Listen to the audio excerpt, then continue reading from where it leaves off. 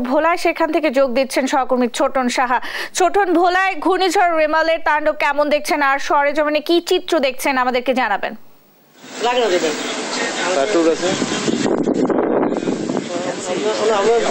সকাল থেকেই বলা যায় যে বৃষ্টি দিয়ে কিন্তু শুরু হয়েছিল দিনটি এবং এরপর থেকে আমরা দেখেছি দিনভর কিন্তু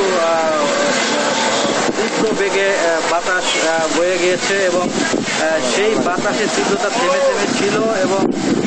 সন্ধ্যার পর কিন্তু সেটি কিন্তু আরও বেশি তীব্র আকার ধারণ করে এবং এরপর থেকেই মানুষের মাঝে কিন্তু আমরা দেখেছি আতঙ্ক ছড়িয়ে পড়েছে এবং মানুষজন কিন্তু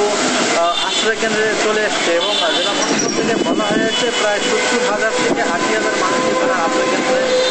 আনতে সক্ষম হয়েছে এবং এই কাজটিতে তাদের সহায়তা করছে পুলিশ, কোস্টগার্ড সহ আইন শৃঙ্খলা বাহিনী এবং স্বেচ্ছাসেবীরা। তো আমরা আরেকটি তথ্য জানাচ্ছি যে বিকেল নাগাদ যে বাতাস বয়ে গেছে এবং মেঘনার পানি বয়ে গেছে বিপদসীমার উপর দিয়ে, যেটি এই মৌসুমের সর্বোচ্চ ছিল। এই ঝড়ের প্রভাবে 59 সেন্টিমিটার উপর দিয়ে প্রভাবিত হওয়ার কারণে বিশেষ করে যে সমস্ত এলাকা রয়েছে, বেড়িবাঁধের বাইরে যে সমস্ত এলাকা রয়েছে সেটি কিন্তু প্লাবিত হয়েছে এবং বলা যায় যে ভোলাতে যেহেতু 335 কিলোমিটার বেড়িবাঁধ রয়েছে, এর মধ্যে বলা যায় যে 20 থেকে 25 কিলোমিটার বেড়িবাঁধ কিন্তু ঝুঁকির মধ্যে রয়েছে এবং এগুলো মাটির বেড়িবাঁধ। উপকূলের বাসিন্দারা এই বেড়িবাঁধ নিয়েও কিন্তু অনেকটা আতঙ্কের মধ্যে রয়েছে। আরেকটি কথা যুক্ত করতে চাই, এখানে যে অবস্থাটা বিরাজ করছে, যেহেতু রোমালের যে প্রভাব শুরু হয়ে গেছে, তো এটি যদি ভোর রাত পর্যন্ত থাকে এবং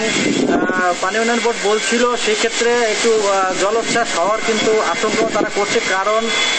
দ্বিতীয় ধাপে কিন্তু আবারও জোয়ার বয়ে আসবে রাত্র 3টা নাগাদ। তো সেই ক্ষেত্রে উপকূলে কিন্তু আরও বেশি ঝুঁকিতে পড়ার আশঙ্কা কিন্তু পানি উন্নয়ন বোর্ডের পক্ষ থেকে করা হচ্ছে এবং জেলা প্রশাসক বলছিলেন যে সর্বোচ্চ নিরাপত্তার ব্যাপারে মানুষজনকে নিরাপদে রাখার ব্যাপারে তাদের যে কার্যক্রম সেটি চলমান রয়েছে এবং যতক্ষণ পর্যন্ত এই ঝড়ের তীব্রতা থাকবে ঠিক ততক্ষণ পর্যন্ত তাদের যে মাঠ পর্যায়ে যে কর্মকর্তা রয়েছেন, স্বেচ্ছাসেবীরা রয়েছেন, তারা কাজ করবেন এবং মানুষকে নিরাপদে আনার যে কার্যক্রম সেটিও কিন্তু চালিয়ে যাবেন। তো এ ছিল আমার কাছে ঘূর্ণিঝড় রিমাল নিয়ে যে সর্বশেষ আপডেট।